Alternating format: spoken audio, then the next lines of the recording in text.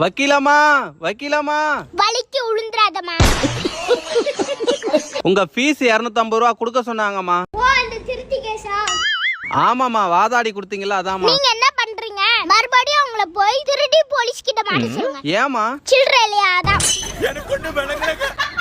வக்கீலம்மா, ஏன் வக்கீலும் போலீஸும் எலியும் பூனையுமாவே இருக்கீங்க? அப்படின்னா ஒண்ணும் இல்லையா, இந்த படத்தெல்லாம் இப்படி ஒரு பிம்பத்தை கேட் பண்ணி வச்சிருக்காங்கயா. பேசிக்காவே we are friends. எங்கள் சொந்தம் பார்த்தாலே சொர்க்கம் சொக்கி போகுமே.